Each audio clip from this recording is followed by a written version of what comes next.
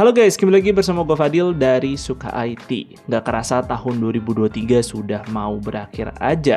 Ya semoga resolusi kalian di tahun ini udah tercapai. Kalaupun belum tercapai, semoga di tahun 2024 tuh bisa. Yang belum kesampaian rakit PC, semoga bisa rakit PC. Atau yang lagi ngidam GPU baru, kita harap tahun depan harganya dapat diskon nih. Oke, selama tahun 2023 ini banyak sekali hardware PC beserta teknologinya yang bisa kita cicipi. Tapi tentu nggak semua perilisannya itu disambut dengan hangat. Maka dari itu, sembari menutup konten video gua di tahun 2023, mari kita coba rewind momen-momen yang heboh seputar hardware PC selama tahun ini. Yang pertama nih, masih ingat nggak dengan polemik VRAM 8GB yang katanya udah obsolete di tahun 2023? Yes, ini jadi bahan gorengan yang cukup hangat banget selama tahun 2023. Karena GPU VRAM 8GB katanya udah nggak bisa mainin game lagi tuh. Well, sebenarnya pembahasan ini ada positifnya, tapi ada juga yang terlalu dilebih-lebihkan. Buat sendiri pernah tes GPU dengan VRAM 8GB versus 12GB, dan berkesimpulan kalau VRAM 8GB tuh sebenarnya masih fine-fine aja kok buat mainin game. Dengan catatannya jika main pada resolusi 1080p. Lebih dari itu memang mulai kerasa sih obsolete-nya. Tentu ini harusnya bisa jadi masukan untuk para produsen GPU ketika merilis GPU next gen. Yang tentu ya GPU-nya akan semakin kenceng, jumlah VRAM-nya juga harus memiliki porsi yang tepat. Seperti jangan lagi menerapkan VRAM 8GB pada GPU high-end yang tentu ini akan melimitasi kemampuan GPU-nya itu sendiri yang harusnya bisa main game rata kanan malah bottleneck VRAM. Tapi kalau VRAM 8GB ditaruh pada GPU mid-range ke bawah sih ya masih fine-fine aja. Toh segmen ini mostly kan main pada monitor 1080p yang tentu VRAM 8GB masih sangat cukup. Pokoknya sih jangan terlalu kemakan lah pilih GPU karena perkara VRAM doang yang gede. Ya misalnya kayak 3060 12GB versus 3070, ya tentu 3070 masih lebih superior. Dan VRAM 12GB di 3060 sih hampir nggak begitu kepake ya buat ngegame. Selanjutnya yaitu adalah absurdnya pasar GPU mid-range. Menurut gue ini adalah flop terbesar yang terjadi di tahun 2023. Padahal nih, pasar GPU mid-range tuh selalu menjadi primadona gamers. Terlihat dari Steam Hardware Survey aja tuh GTX 1060 6GB sempat menduduki puncak klasemen. Hingga sekarang akhirnya digantikan oleh RTX 3060. Tentu banyak yang suka sebab GPU di segmen ini kan memberikan price to performance yang sangat oke.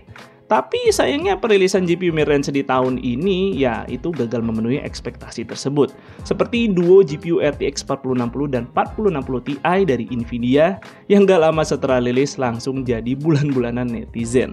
Banyak sekali negatif review tentang GPU ini, lalu juga banyak sekali artikel yang memberitakan kalau kedua GPU ini malah nggak laku di pasar, dan masih banyak lagi lah konten-konten lain yang juga memanfaatkan momentum viralnya 40 dan 4060 Ti, ya termasuk gue sendiri juga sih memanfaatkan momen ini. Ya tentu respon ini bukan hampir tanpa alasan, ya bagaimana enggak nih, GPU generasi terbaru tapi hampir sama sekali tidak menawarkan peningkatan performa dari generasi sebelumnya.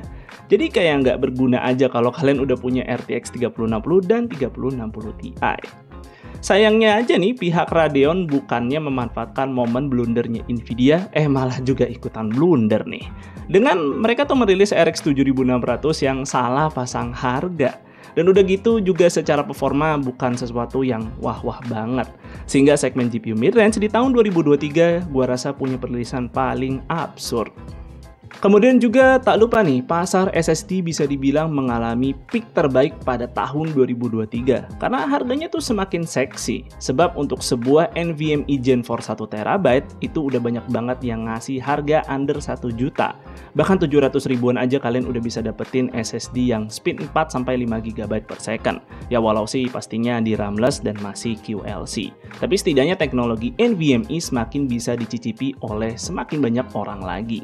Namun sayangnya harga SSD menjelang akhir 2023 malah mengalami kenaikan. Hal ini tuh disebabkan karena chip NAND flash mulai mengalami oversupply. Ya mungkin karena demand-nya juga sedang menurun memasuki tahun 2023 ini. Dengan begitu sih untuk menyimbangkan supply and demand tentunya supaya ya bisa lebih profit lagi, berbagai produsen chip tuh melakukan penurunan kapasitas produksi sehingga produk-produk SSD yang ada di batch selanjutnya itu mengalami kenaikan harga. Tentu sangat disayangkan sekali sih, dan semoga aja pasarnya kembali balance supaya harganya bisa kembali seksi lagi di tahun 2024 nanti. Nah, tentu selain kekecewaan, ada juga nih harapan-harapan baru yang muncul di tahun 2023 ini. Seperti bangkitnya gairah akan konsol handheld. Nah, konsol handheld sendiri menurut gue tuh selalu menjadi pasar yang unik. Karena gue sendiri tuh sempat ngalamin popularitas tertingginya pas zamannya tuh Nintendo 3DS dan PSP. Kalau zaman sekarang tuh bocil-bocil SD mainnya iPhone sama iPad, well zaman gue tuh dua konsol ini jadi mainan paling populer. Pokoknya tuh kalau pas lagi main di luar ada yang bawa beginian mah udah pasti dah dikerubunin. Gue sendiri tuh waktu itu nggak punya privilege sih untuk memiliki perangkat ini, jadi cuma bisa sekedar penonton aja. Tapi gue masih inget tuh terpukau sekali sih gue waktu ngelihat game-game PSP macam God of War dan GTA yang waktu itu masih beredar di PS2, ternyata bisa dimainin pakai PSP yang bisa dibawa kemana-mana dengan grafis yang nggak beda jauh. Sayangnya sih kejayaan konsol handheld tuh cuman terhenti sampai situ aja karena setelahnya tuh nggak ada lagi inovasi yang menarik. Sampai akhirnya sih di tahun 2017 tuh Nintendo ngeluarin Switch, tapi ya sayangnya cuman bisa mainin game-game eksklusif mereka aja.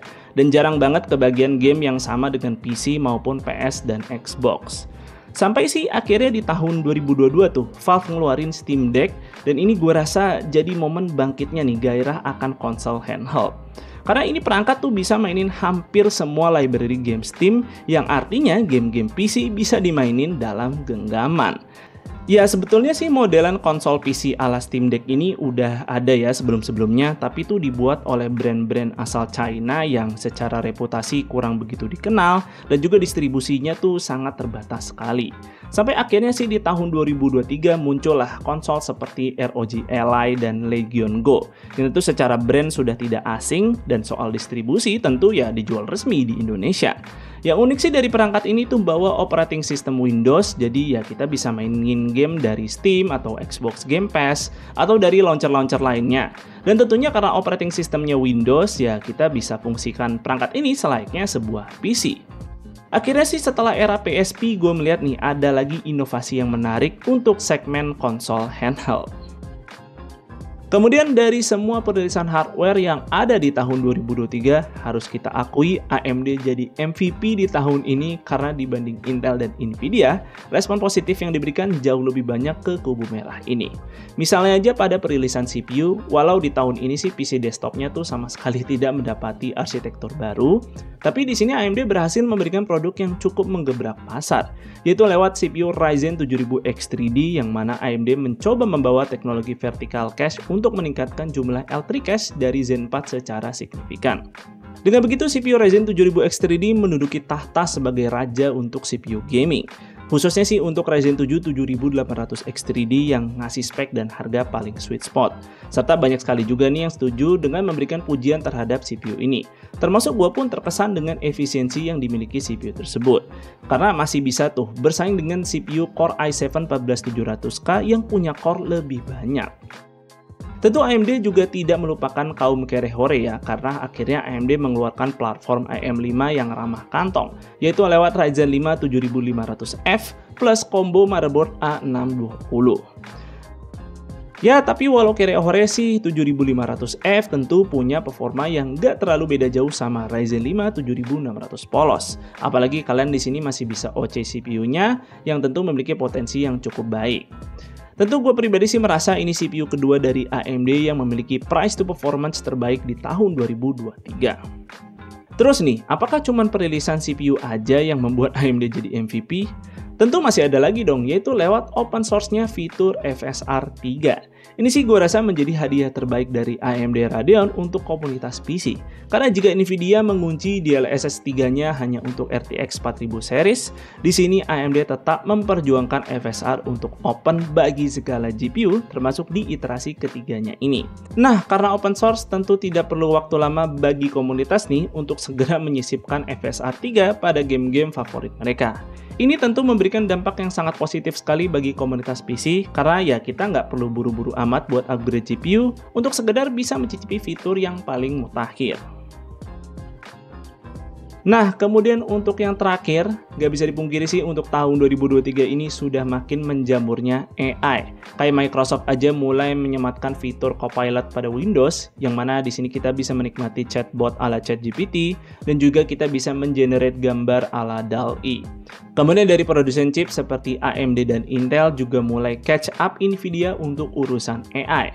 AMD sendiri sih mengakuisisi Nord AI Shark supaya ya nggak ketinggalan sama Nvidia yang udah nguasain banget Stable Diffusion karena udah optimize tuh sama CUDA. Kemudian untuk Intel sendiri sih juga mulai gencar membangun ekosistem pesaing CUDA yaitu adalah OpenFINO yang mungkin kita bisa mencicipinya pakai GPU Intel Arc nanti.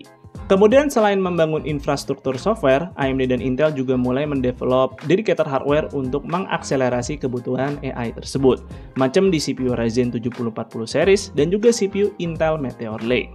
Ya sebenarnya sih di tahun ini masih kerasa seperti masa-masa persiapan, walau kita sudah bisa mencicipi si manfaatnya, tapi ya ekosistemnya masih belum lengkap dan masih dikembangkan secara bertahap. Yang gue rasa sih meledaknya nanti akan ada di tahun 2024. Mengingat di tahun ini kita bakal kedatangan banyak sekali hardware gen terbaru seperti RTX 5000 series, terus ada AMD Zen 5, dan mungkin Intel akan mengeluarkan GPU Battle Match mereka atau Arc generasi kedua pada tahun tersebut. Yang pasti semua hardware ini akan mengarah ke implementasi AI. Oke, inilah hal-hal yang menurut gue menarik yang terjadi di tahun 2023, baik itu good news dan bad news. Tinggal hitungan hari lagi kita akan memasuki nih tahun 2024. Yang gue rasa akan semakin berdarah-darah mengingat Intel sudah mempersiapkan Meteor Lake nih di akhir 2023 ini, serta dirumorkan GPU Battle Match mungkin juga akan keluar nih tahun depan. Lalu Nvidia pemanasan dengan RTX 4000 Super mereka di awal tahun 2024, dan masuk akhir tahun kita akan segera melihat GPU Blackwell alias RTX 5000 series. Ya semoga aja sih trio monopoli ini tetap bersaing dengan kompetitif supaya menghadirkan hardware-hardware yang worth to buy nih buat para konsumen. Dan mungkin segitu aja untuk videonya di tahun ini, semoga video ini bermanfaat buat kalian. Jika kalian berkenan like dan share video ini, dan jangan lupa subscribe channel Suka IT jika kalian nggak mau ketinggalan kontennya. Dan jangan lupa juga follow Suka IT di Instagram dengan nama @suka_IT. Gue Fadil dari Suka IT pamit undur diri, sampai jumpa di tahun 2024 nanti.